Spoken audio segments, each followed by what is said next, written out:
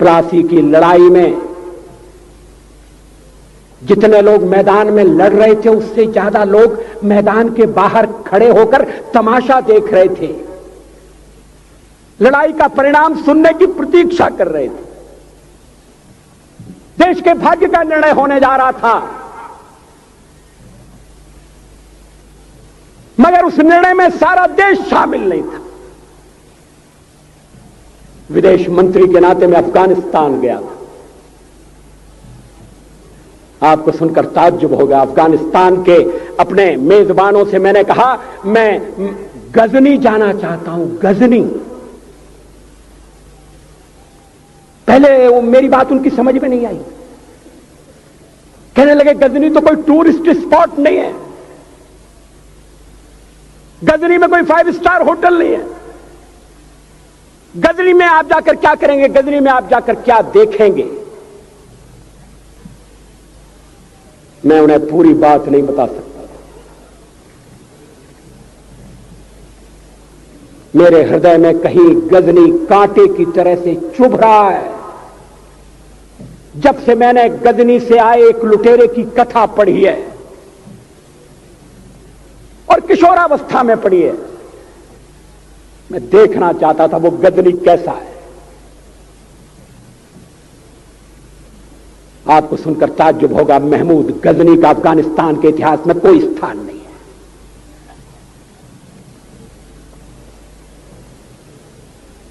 गजनी छोटी सी जगह है, छोटा सा गांव है।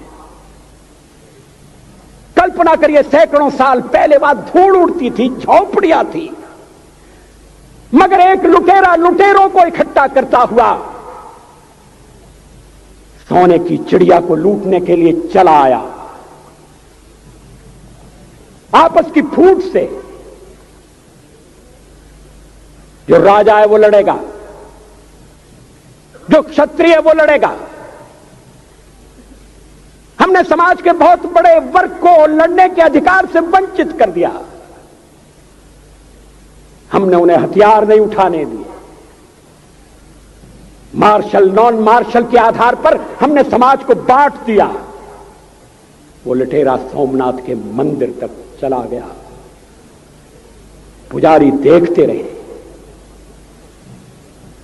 मंदिर की पूजा भक्तों को करना पड़ती है। मंदिर तो एक प्रेरणा का केंद्र है। मैं देशपांडे जी की तरह से नास्तिक नहीं हूं, मगर उनकी नास्तिकता में भी जो आस्तिकता है मैं उसका आदर करता हूं, उसका सम्मान करता हूं। वो जिस आत्मविश्वास से नास्तिक होने की बात कहते हैं, तो मैं उनसे कहना चाहता हूं वो सचमुच में नास्तिक नहीं है। जिसकी आस्तिकता है, जिसका विश्वास है, वो नास्तिक कैसे हो सकता है? विश्वास किसमें है ये बड़ी बात नहीं है, विश्वास है या नहीं। हमने समाज के बहुत से बड़े वर्ग को विश्वासहीन बना दिया।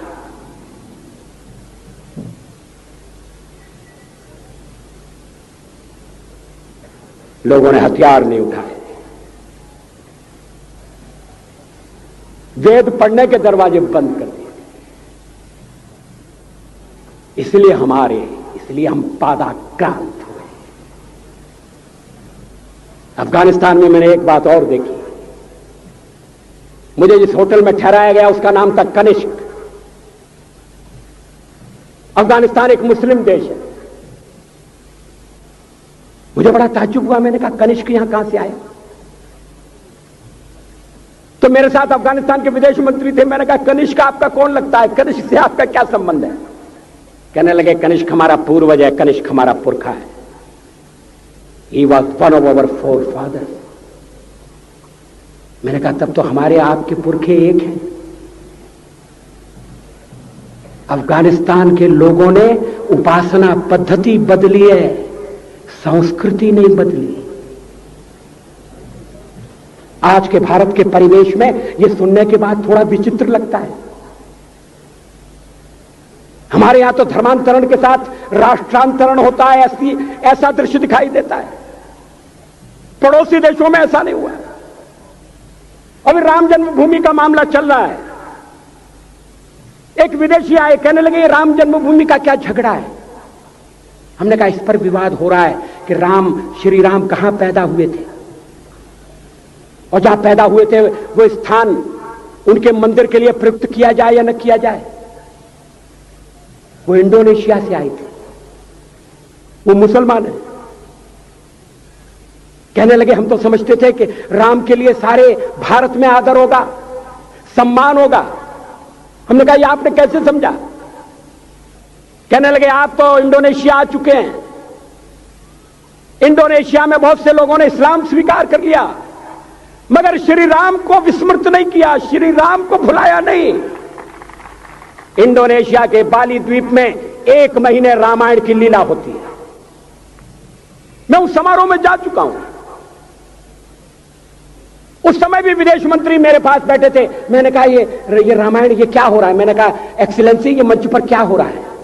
कहने लगे एक्सीलेंसी आपको पता होना चाहिए। हमने कहा मुझे तो पता है मगर मैं जानना चाहता हूं। कहने लगे ये रामायण है, ये राम है, ये लक्ष्मण है, ये सीता है। हमने कहा इनसे आपका क्या संबंध है, आप तो मुसलमान हैं। कहने लगे हमारा संबंध बहुत पुराना है, हमारा तब का संबंध है जब हम मुसलमान नहीं हुए थे। थाईलैंड की राजधानी अयोध्या कही जाती है। थाईलैंड के राजा को आज भी राम कहा जाता है। सावरकर जी ने हिंदू राष्ट्र की बात की, हिम्मत के साथ। बुनियादी तौर पर भारत हिंदू राष्ट्र है।